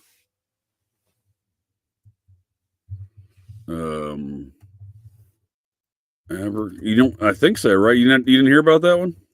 No. Abercrombie and Fitch CEO. Yeah, here we go. October 22nd, 2024. Former CEO of Abercrombie and Fitch and two other individuals charged with sex trafficking and interstate prostitution. Can you say life sentence? I'm presuming that's when they're doing the interstate prostitution. They like to tack on a lot of extra years for the interstate portions. Yeah, I don't know. So this was out of the Eastern District of New York. Sorry, I'm cracking up in the comments, man. I haven't caught up here. This is it. No one ever fitted to Abercrombie and Fitch except real thing guys and prepubescent girls. That's a good That's an accurate Oh, statement. that fucked me up. Yeah. Oh, yeah. All the shirtless male models. Yeah, that's where Ashton Kutcher got his start, right? Was being a shirtless male model in Abercrombie ads. Yep. Out on bail. Oh, he's out on bail. All right. Just kind of surprised they gave that dude bail. Why is that not doing that? There we go. Frank Sinatra did the same thing with Anderson Cooper's mom. Oh, really? Gloria Vanderbilt? Didn't realize she was a model. She wasn't that pretty, was she? This is out in Long Island, huh? The Eastern District. That's Central Islip, huh? Oh shit. Michael Jeffries, along with Matthew Smith and James Jacobson. The indictment alleges between December of 2008 and March of 2015, Jeffrey, Smith, and Jacobson used a combination of forced fraud and coercion to traffic men while operating a prostitution enterprise. Yeah, I figured it was all dudes, just by the looks of the guy. He looked like he was into men. He had a very kind of fruity look to the fella. You know, coiffed hair, you know what I mean? Some very precisely groomed eyebrows. Like, wait a second, this dude is either gay or gay. Especially with that coiffed hair where he's got. The Mann Act. Yeah, that's exactly what I'm talking about. The Mann Act. They'll tack some years on that interstate prostitution with the Mann Act. That's what what's his name violated. Legendary rocker Chuck Berry was a convicted child sex trafficker convicted of the Mann Act. He took a 13-year-old across state lines for sexual purposes. And later wrote a #1 song called My Dingaling, where he went on tour and had crowds of an audience singing along with him My Dingaling with a convicted felonious sex offender of a child diddler. What a world we live in America, right? Wow. That same man later recorded women installed cameras in women's women's toilets and women's bathrooms of the fast food franchise restaurants that he owned. Are you familiar with that tale? Chuck Berry, real great guy. The FBI raided his house, stole a bunch of homemade pornographies that he filmed, where he was hiring hookers to fart in their mouth. Real great guy. Come on, man. I can't make this shit up. At one point in time, the FBI leaked it, dude. Like, some of those videos got out. Yo, I'm done. You know Chuck Berry. You know, like Back to the Future, where he's playing that song there at the dance, and Johnny Be Good, and he's like, Michael J. Fox's character there, Marty McFly, invents rock and roll there because the dude calls his cousin on the phone. He's like, "It's your cousin Marvin." He calls his cousin Chuck Berry. It's your cousin Marvin Berry, he says. Well, that's Chuck Berry's often credited with being one of the legendary, not necessarily inventing rock and roll, but legendary kind of founders of rock and pioneers. There we go. I couldn't think of it. Pioneers of rock and roll. But yeah, he was a sick bastard. Real sick bastard.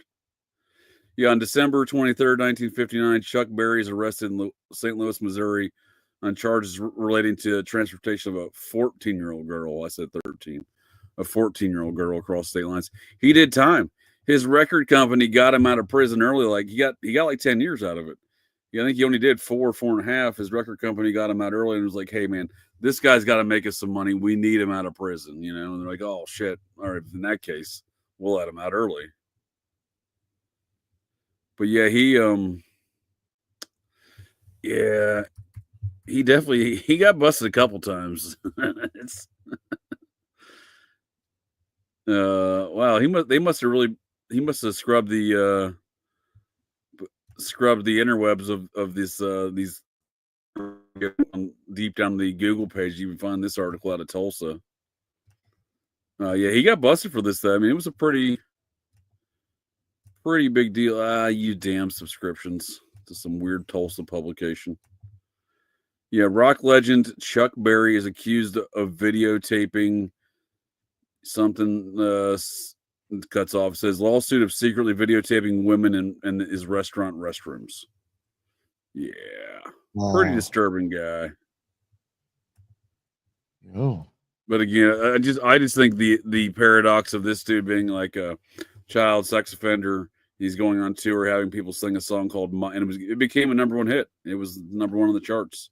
Sing the song along with him called "My Dingaling" is one of the most disturbing things, it seems like. Yo, a couple of days ago, I recorded a show on the Veiled Prophet. You remember? Yeah, remember you couldn't make it. Yeah, we brought Chuck Berry up in 1982. He played at one of their parades. Bob Hope. Are you serious? Oh yeah, the Beach Boys. Dionne Warwick. Oh, really? Yeah. That's an odd group. Yep. They played at the Veiled Prophet Bowl parade thing. Yeah, the Beach Boys, obviously, with their Process Church connections. Then Dionne Warwick has connections through that one mobster dude, Franchise, was shaking her down. He went to prison over shaking her down for money. That Michael Franchise guy. Yeah. His dad funded a lot of the Process Church Hollywood ventures, like the movie Deep Throat at the Process Church theater in Hollywood, the Pussycat Theater, porn theater. Some strange bedfellows they have there in Hollywood. I'll tell you that much. The people that get connected to different things. See. Through various drug and other sort of things, Yeah, I was trying to find an article about Chuck Berry, but I'll have to look more into that 82 concert, huh? Trying to find more about Chuck Berry and his FBI, how those FBI tapes got out. Yeah, dude, like, I remember reading something about it. It was around the same time he was getting busted for all the civil suit with the cameras and stuff. I think he got a year or two suspended sentence out of some of that stuff. But at some point, the FBI raided his house and stole all the shit and apparently somehow leaked it out or something. Who knows what role he played for what services and what people, right? Because Chuck Berry had a very long career. He probably played a role in some sort of social engineering for somebody. Again, people got him out of jail. You know what I mean? He got some passes on things, so it certainly seems that way. Yep, same guy who just interviewed David Berkowitz. Yep, I like to call him a bit of a wandering bishop. That fella. He's a big scam artist. He calls everybody a rat. Michael Frank. I love this culture. One of the first things before, I've never really been interested in the mob, but I love this culture of all these old mobsters having fucking YouTube shows and ratting each other out and screaming at each other and calling each other rats. It's one of the funniest things I could have ever imagined. You know what I mean? Like, you couldn't convince me 20 years ago that mobsters are going to have YouTube shows where they're going to start calling each other out and then screaming at each other that each other's a rat. And they've all ratted on everybody. Yeah. And then they have YouTube shows talking about shit that they're not supposed to be talking about. You know what I mean? Well, Franchise and Sammy the Songbird Gravano, I call him Sammy the Songbird because he sings on everybody. And he calls everybody else a rat. It's again, that's what I consider comedy. These mobsters having YouTube shows, they're dead serious about it, right? Like, it's not comedy to them, but it's comedy to me. And yeah, but Franchise and Gravano did a number of shows together, screaming at each other about being rats. It's just hilarious. They're both rats. Franchise ratted on all sorts of people. He's like, I've never ratted on anybody. Like, he's like, you can find. He assumes people aren't dumb enough to find court documents of him ratting on all sorts of people. It's fucking ridiculous. You got a 401k down with departure on this thing? Oh, dude, yeah. He gets out of prison and I don't think he can make money, right? Because of restitution and stuff. So he started a Christian foundation and does this ministry thing. So he somehow, I think, makes money through the nonprofit Christian ministry thing, but doesn't actually make money. I presume this is how he gets away with it, right? I don't know that for a fact. That's how it works. But yeah, his dad was a big financier of porn films and all sorts of stuff. He apparently dated Marilyn Monroe. Sonny Franchise did. He was the underboss for the Colombo crime family. That's why his son Michael, the coach's kid, became a made man and was a capo in the Colombo crime family. But yeah, he recently interviewed Berkowitz, and I'm just saying, if you want to make a short list of folks who may in fact be the head of the Jesus faction of the modern day Process Church, I would say that he's a good candidate. Especially given his father's connections to folks like Marilyn Monroe, who's, the Satanic Bible is dedicated here by LaVey. We were just talking about that relative to Tuesday Weld.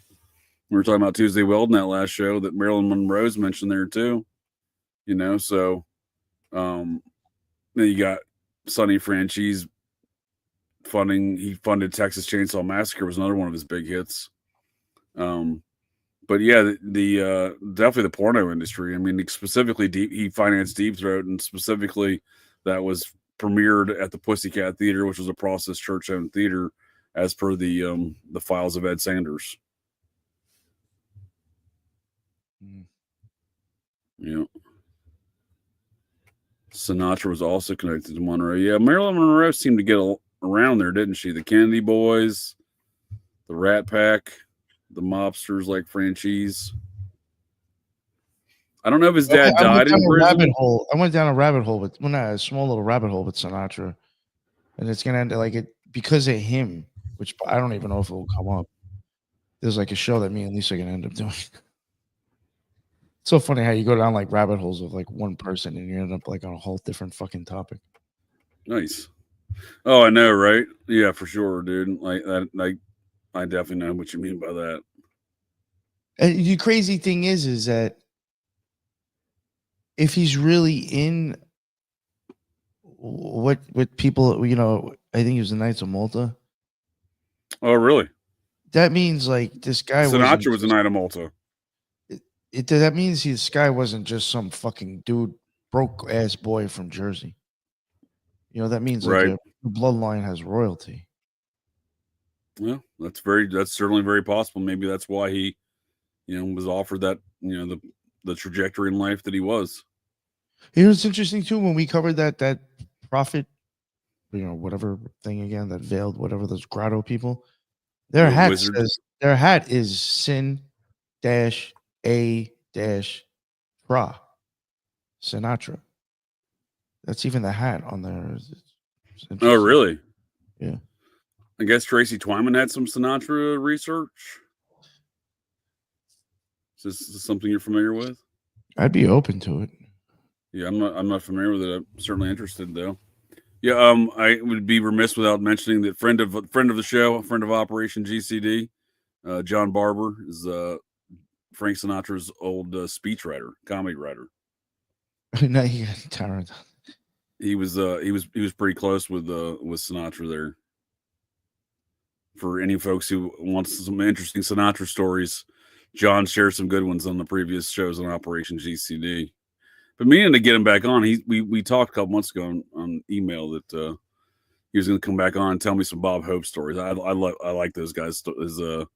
John Barber's old stories of things. He's a good storyteller, and he's got some good stories. But he had some Bob Hope ones he wanted to tell me.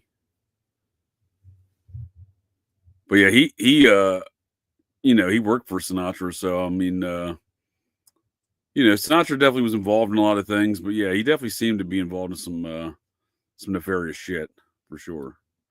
And like, his relationship with folks like the mob and Sam Giancana, characters like that, right? Who was his business partner apparently, and some of the ownership of the casino out there in Lake Tahoe, things like that. Just seemed like highly suspect situation with old Frankie Blue Eyes. And on that same note, let's be honest about the situation. Ronan Farrow is not Woody Allen's son. There's no way. That's absolutely Sinatra. Mia Farrow is Frank Sinatra's wife there from Rosemary's Baby. Back during the Rat Pack, Church of Satan salute to Satanism, Rosemary's Baby. That Polanski directed and Bob Evans produced, financed there at Paramount Pictures. Yeah, that her son, right? That's supposedly Woody Allen's son, Ronan. Yeah. The kid that looks just like old Frankie Blue Eyes. They're gonna try to say that's Woody Allen's dad. That's absolutely Frank's son. I don't even like. He looks more like Frank Sinatra than Frank Sinatra Jr. looks like Frank Sinatra, and there's a close resemblance between Sinatra Jr. and his dad as well. But I'm just saying, Ronan Farrell looks even more like Frank Sinatra.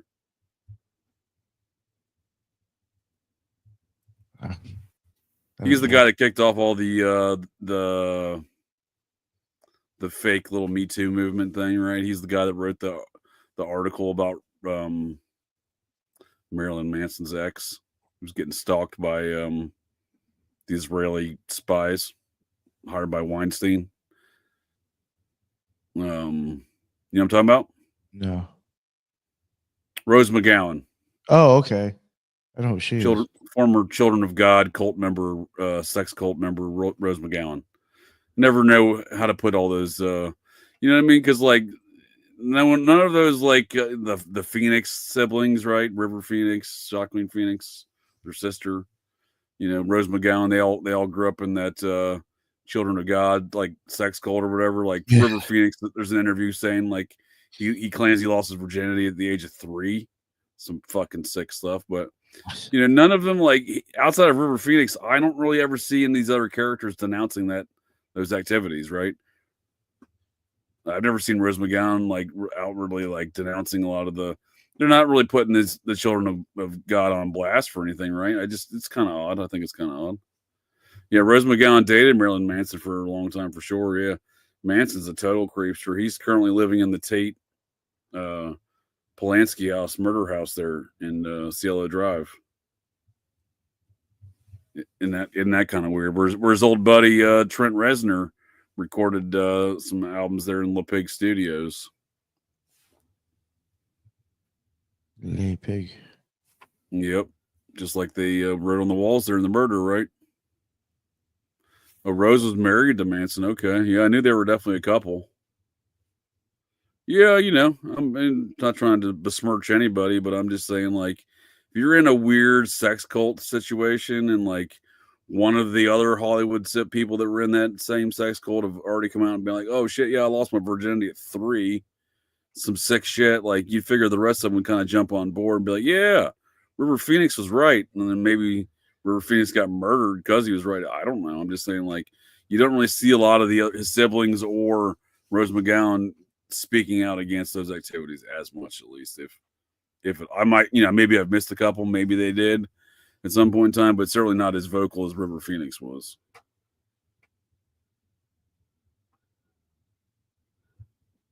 You familiar with that cult, the Children of God? Oh yeah. Oprah promoted that guy. Who? Oprah. Oh no. I think that's John of God. Yeah, John of God. Children of God, though. Yeah, I've heard of that too. Yeah. Wasn't there? I think they might still be a cult. Netflix thing on it, wasn't? Really? I think so. Yeah. It might have been. I know they definitely were doing a lot of cult stuff there for a while.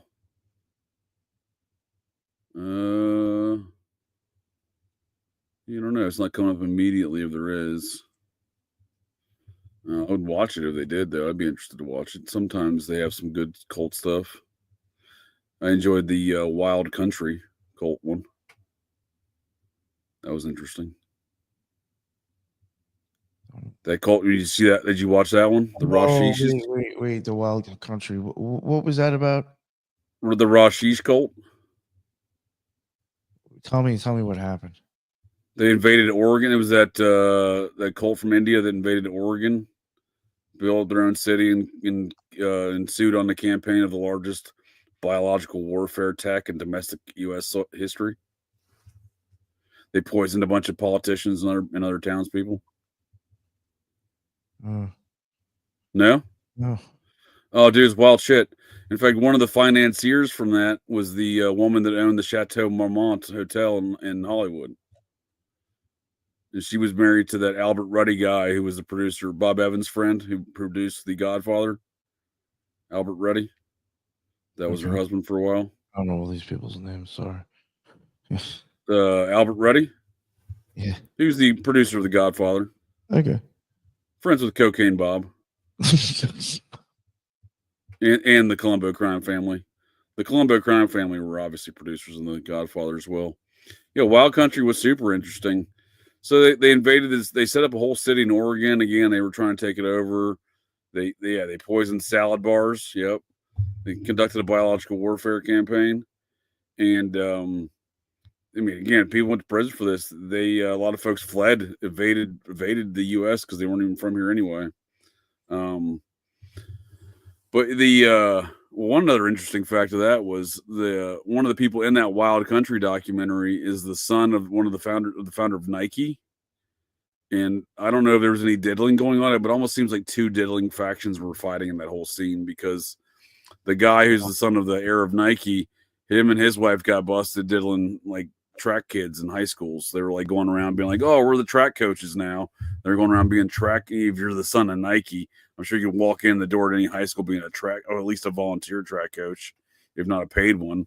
Him and his wife were apparently going around to different high school teams diddling kids on high school teams. I'm just saying, if the Rothschild cult people were doing some similar activities, you might have a feuding diddling cults going on there, because he was one of the biggest people opposing the Rothschild clan there.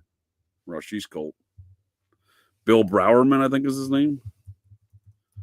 Bill Browerman, something like that. Bill Bowerman. Okay. I don't know. That was the Nike guy. I don't know. It was one of his sons. He's in the documentary. They interviewed him in the documentary. He was he had the neighboring ranch to the Rothschilds. I don't know. I always want, because there's some, a lot of times, especially with Netflix movies, there's an agenda. I just obviously this weird Indian cult had moved in there, right? But like, like, to me, that's not the only story, right? Like, there's more to the story, right? So like, when you see hundreds of millionaire dude, I don't know. I assume the founder of Nike's son's worth a few $100 million, right? And he's there, and he's doing some weird shit.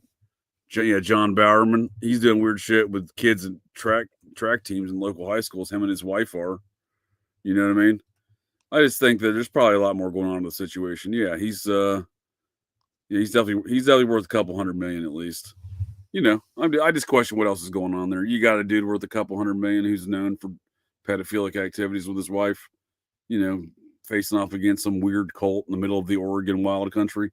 It makes for a strange tale, but they only focused on the Indian cult there in the documentary, not so much Bowerman and his activities. Good documentary, I thought, though. I'm almost positive I saw that. I remember the name. I gotta check it out. There's always diddling going on when it comes to cults. I don't think there's a cult that there isn't diddling that goes on in. I think by virtue of being a cult, like, all cults are sex cults. I just think they go hand in hand. Even if it's like not having sex, like even if it's like some sort of like asexual type deal, right? Like Marshall Applewhite, didn't he lop off his dick and go eunuch style? Oh, Heaven's Gate guy, right? Yeah, Thomas Corbally and Robert Evans were best friends. Yep. If anyone's like Jeffrey Epstein, it is Thomas Corbally. That's a great point, P. Thomas. Thank you. Yeah, like Marshall Applewhite. Yeah, Thomas Corbally, the private detective dude. We talked. Recluse kind of went over him a bit when we were doing that. Talked about Stoner Noir a couple weeks ago here on the Operation GCD podcast. He was referring to the Val Kilmer character out of Kiss Kiss Bang Bang. Yeah. Which sounds like it's a good movie, but it also sounds like an appetizer at a Thai restaurant. So funny. The Marshall Applewhite dude. So like, I can never really wrap my mind hole around what goes on with these cult networks in America, because Marshall Applewhite's in a mental institution in Texas, right? This is kind of the rundown of how he got to San Diego, where he lopped his dick off and hopped right on Haley's Comet while wearing a purple robe and some fresh black Nikes from the Bowerman family. But he's in a mental institution. He breaks out or whatever with his nurse, right? That's the lady that he leaves with. They hightail it to the Oregon coastline, to a city where this cult 50 years prior or 40 years prior was banished to this random town on the Oregon coastline. This holy rollers cult. They literally would hoot and holler, roll around on the ground naked, and the cult leader was banging all the women in the cult, kind of deal. The cult leader ran off with one of the daughters or a wife of somebody in the cult when the rest of the cult got banished to this town because everybody in the inland part of Oregon was sick of their shit. So the rest of the cult got banished to the town. Well, the first town that Marshall Applewhite and his nurse from the mental institution stop at in which to recruit people for Heaven's Gate was that weird town on the Oregon coastline where all the Holy Rollers cult. The whole town was comprised of either Holy Rollers cult or their descendants, like 85% of the town, right? Marshall Applewhite rents a conference room at a hotel there, has a little seminar, recruiting seminar, ends up recruiting like 200 people from the Holy Rollers into his new Heaven's Gate cult. So why he knew to go to this weird town that was full of this really random cult, I have no idea, but he seemed to know to go there and have a recruiting seminar and immediately get a cult membership. Right, immediately have a congregation every night. Right, very odd. Heaven's Gate cult the leader of the Holy Rollers cult, when the cult got banished to the coastline in Oregon, like back in the 1920s or 30s, the leader then goes to Seattle and runs away with one of the daughters or wives of a cult member, and he gets murdered by the estranged husband or father. Follows the cult leader and daughter or wife to Seattle. Murders the cult leader in Pike's Market or where Starbucks is from, the Pike's Marketplace there in Seattle.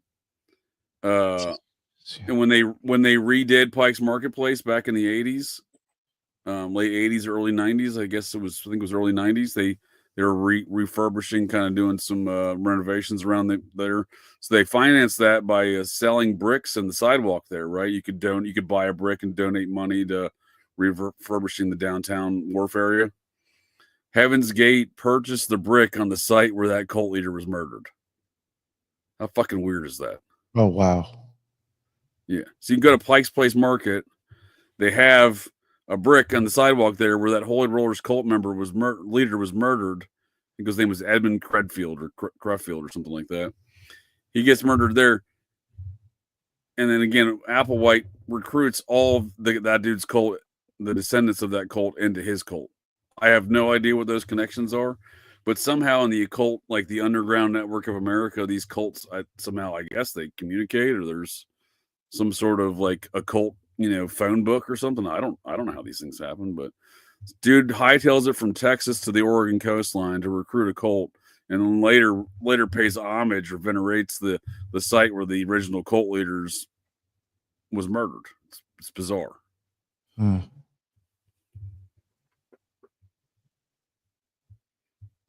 Battle of the Cults. That's basically what it is, right? Battle of the Cults. One kingdom sends wizards into another kingdom. I like it. Yeah, Edmund Creffield. Looks like a real creepy bastard, too.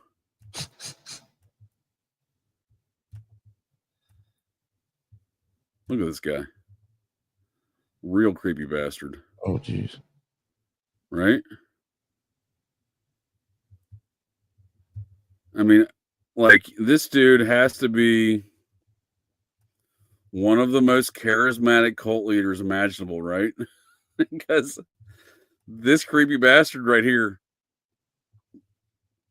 not only starts the cult, but he convinces all the women in the cult, the wives and children of folks in the cult, to have sex with him. You know what I mean? Like, it seems a little wild, doesn't it? I mean, he seems. Yeah. This guy like come try to bum $1 off you off the street, I feel like I just ignore the guy. I mean, he looks like a creepy homeless fellow.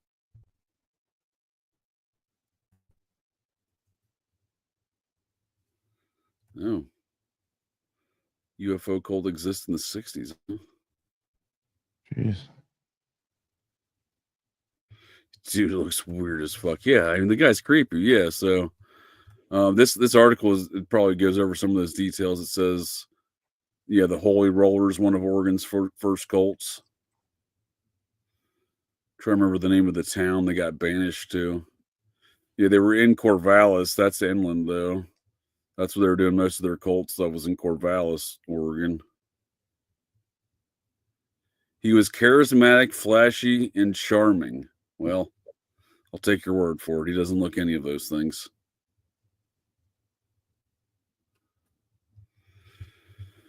Yeah, I don't know. Maybe I'll have to do a podcast on that one in the future. That's certainly one I've been trying to wrap my mind all around for a while, is how the hell these cults know of each other's existence and which to go recruit them and et cetera. Like, how do they talk?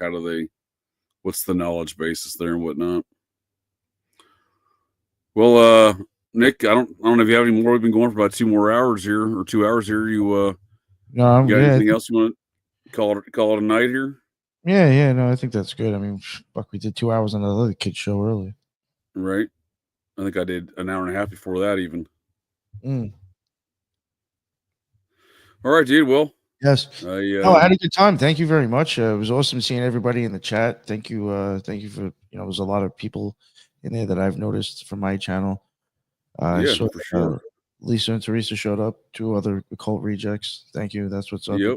Added some great stuff to the chat, as usual. Did he work in a coal mine? Yeah, he looked like it. No, I agree with you. Yeah, it was great conversation. Happy holidays again to you there, Nick, and the folks of the interwebs. Oh, yeah. Check out the Occult Rejects. It's on all major podcasts, BitChute, Rumble, and YouTube. Nice. There you go. And we're going to be talking ancient alien cargo cults and some murders on some mounds in Georgia. Here on the Operation GCD podcast, Operation GCD Live, on Wednesday, December 4th, here with Teresa from the Spiritual Gangsters joining us as well. So I do want to plug eventually coming up.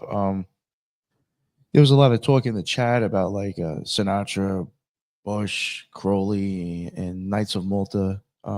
There was a lot of that. We are actually going to be covering. Me and Lisa have been talking about it, covering something with like all of those people in there. So definitely keep an eye out for that. It should be rather interesting. Good to know. Yeah, she was kind of talking about it in the chat too, so I wanted to like promote that and kind of tease it. Awesome. Yeah. No, and I was just like, yo, what the fuck? Coming across stuff that was like so easy to find, which is amazing sometimes how it's so easy to find some of the craziest shit, but like it seems like I guess nobody has the idea to look. I don't know, and it's just like, wow. Well, I think sometimes it's just timing, right? You're not necessarily looking for it, and when you have some other details later, you're looking at the subject again, and maybe it jumps out at you. That's what happens to me a lot. No, I'm like to see all. I'm glad folks enjoyed the conversation. A little entertainment for your holiday evening. Oh yeah, and appreciate it again there, Nick, and we'll catch you later there, bud. All right, later, brother. Well, that's it. That's the show here, folks. So the next time you're out on the town, visiting your local watering holes, or perhaps just meandering around, and you hear the unmistakable sounds of metal clanking, and you spot signs of a disturbance, well, check your six. Look in that garbage can, because you never can tell. The GCDs may be loose in your town.